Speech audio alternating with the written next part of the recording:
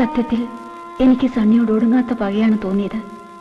എല്ലാം അവസാനിപ്പിക്കാമെന്ന് കരുതിയിട്ടും സണ്ണി വീണ്ടും എന്നെ യാഥാർത്ഥ്യങ്ങളുടെ ലോകത്തേക്ക് തിരിച്ചു കൊണ്ടുവന്നിരിക്കുന്നു. ഇനി എന്ത് എന്ന ചോദ്യത്തിന് വീണ്ടും ഉത്തരം കണ്ടെത്താൻ ഞാൻ വിധിക്കപ്പെട്ടിരിക്കുന്നു.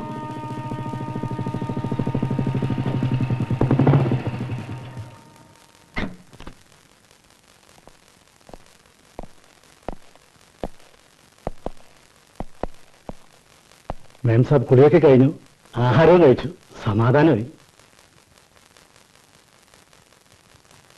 സാബ് വീട്ടിൽ പോയിട്ട് 2 ദിവസമായി. ഞാൻ പോയിട്ടൊന്ന് കുളിയും നനയെല്ലാം കഴിഞ്ഞിട്ട് വരാം.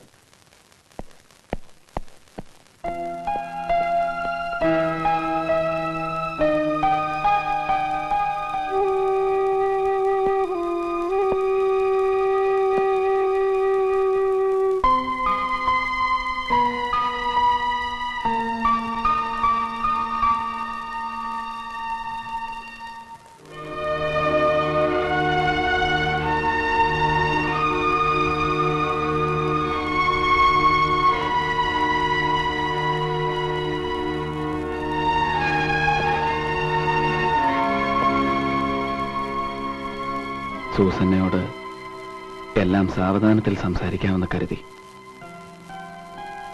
ഇത്രയും വേണ്ടിയിരുന്നു സൂസന്ന? ഞാൻ പിന്നെ എന്ത് ചെയ്യണം?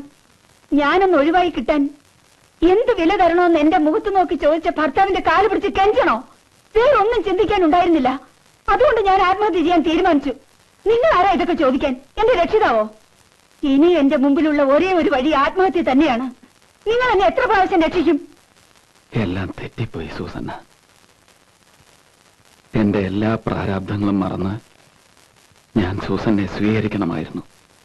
അതായിരുന്നു ശരി. നിങ്ങളുടെ ശരികളും തെറ്റുകളും ഇനി എന്നോട് പറയണ്ട.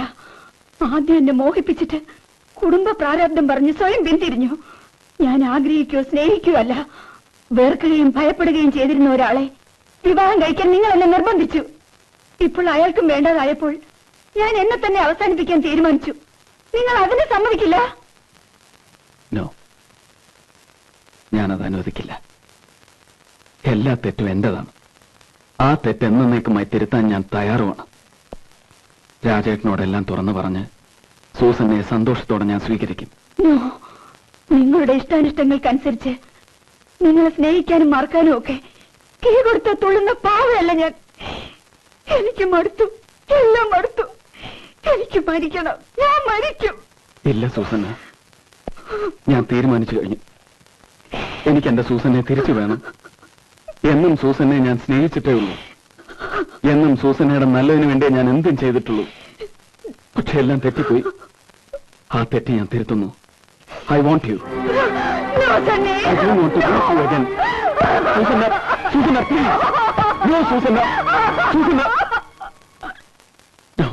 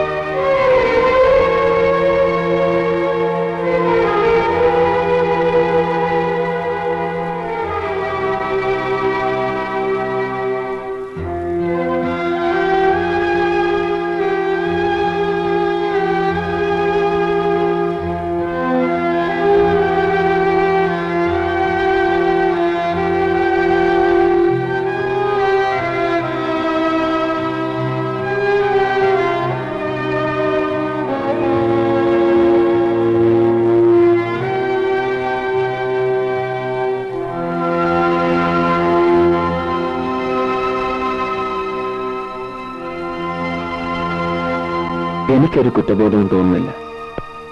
രാജേട്ടൻ സൂസനെ ഉപേക്ഷിക്കാൻ തീരുമാനിച്ച സ്ഥിതിക്ക് ഈ നിമിഷം വരെയുള്ളത് മുഴുവൻ രാജേട്ടനോട് തുറന്നു പറഞ്ഞ് സൂസനെ സന്തോഷത്തോടെ ഞാൻ സ്വീകരിക്കും. രാജേട്ടൻ വന്നാലുടനെ ഞാൻ വരാം. എല്ലാം തുറന്നു പറയാൻ എന്റെ മനസ്സിനെ ഞാൻ പഠിപ്പിച്ചു. രാജേട്ടന്റെ വരവിനായി ഞാനും സണ്ണിയും കാത്തിരിക്കുകയായിരുന്നു. പിറ്റേ ദിവസം രാത്രി രാജേട്ടൻ വന്നു. ഞാൻ എല്ലാം തുറന്നു പറയാൻ തുടങ്ങുമ്പോഴേക്കും രാജേട്ടൻ എന്നെ ഒന്നും പറയാൻ സമ്മതിച്ചില്ല. രാജേട്ടന് പറയാനുണ്ടായിരുന്നത് മുഴുവൻ പറഞ്ഞു കേട്ടപ്പോൾ എനിക്ക് പിന്നെ ഒന്നും പറയാനുള്ള ധൈര്യവും ഉണ്ടായിരുന്നില്ല. എന്നെപ്പോലെ തന്നെ സണ്ണിയുടെ ധൈര്യവും ചോർന്നു.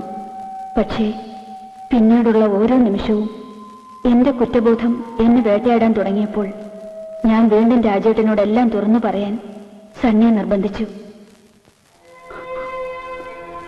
രാജേട്ടനെ വഞ്ചിച്ചുകൊണ്ടുള്ള ഈ ഓരോ നിമിഷവും ഞാൻ നേരുകയാണ്.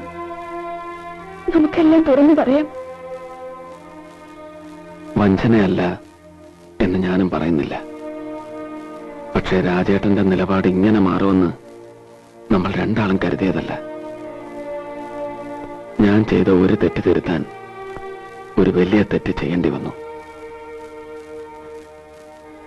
ഇനി എല്ലാ തെറ്റുകളും തിരുത്താൻ മറ്റൊരു വലിയ തെറ്റ് കൂടി ചെയ്തേ ഒക്കൂ.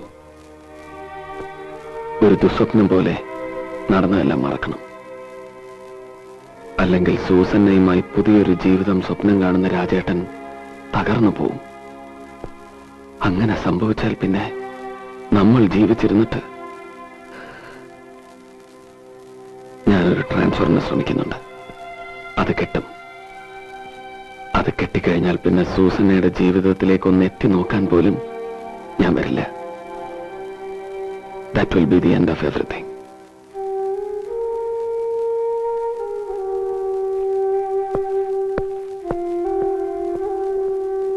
സത്യത്തിൽ നമ്മുടെ ജീവിതത്തിൽ നിന്നും എന്നേക്കുമായി ഒഴിയാൻ സണ്ണി മനഃപൂർവ്വം ട്രാൻസ്ഫർ വാങ്ങുകയായിരുന്നു. സണ്ണിയുടെ സെൻഡ് ഓഫ് പാർട്ടി രാജേട്ടൻ നടത്തിയ ദിവസം ഞാൻ ഗർഭിണിയാണെന്ന് രാജേട്ടൻ പറയുമ്പോൾ മാത്രമാണ് സണ്ണിയും അതറിയുന്നത്. സണ്ണിയുടെ ജീവനാണ് എന്റെ ഉദരത്തിൽ വളരുന്നതെന്ന കുറ്റബോധം സണ്ണിയെ എന്നെയും ആകെ തളർത്തിയിരുന്നു.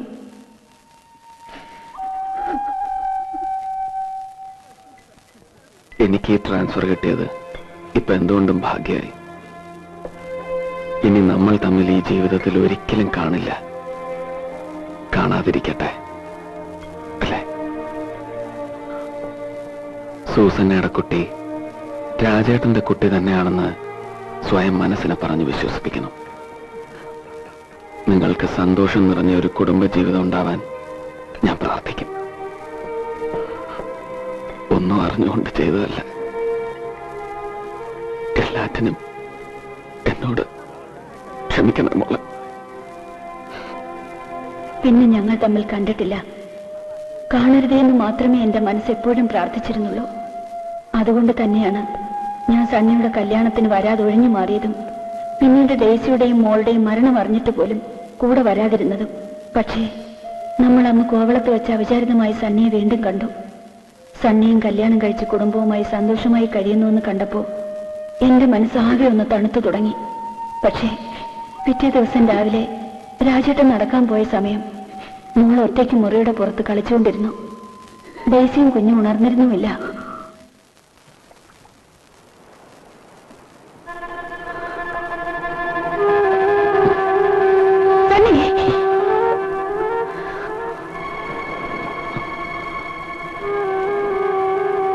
I'm sorry. I didn't mean it. അറിയാതെ സംഭവിച്ചു പോയതാണ്. I'm sorry.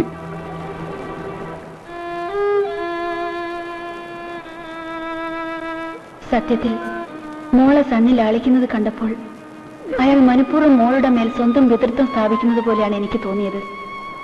എനിക്ക് അയാളോട് വെറുപ്പും വിദ്വേഷവും തോന്നി. എന്റെ മനസ്സിൽ എന്റെ രാജേട്ടനും മോളും മാത്രമേ ഉണ്ടായിരുന്നുള്ളൂ. പിന്നീട് ഒന്നിനെക്കുറിച്ചും ഒന്നും പറയാൻ സണ്ണിയോ ഞാനോ പരസ്പരം തുനിഞ്ഞതുമില്ല. അന്ന് വീണ്ടും പിരിഞ്ഞപ്പോൾ സമാധാനമേ തോന്നിയുള്ളൂ. പക്ഷേ ഡേസിയും കുട്ടിയും മരിച്ചുവെന്നറിഞ്ഞപ്പോൾ വേദനയേക്കാൾ എനിക്ക് ഭയമാണ് തോന്നിയത്.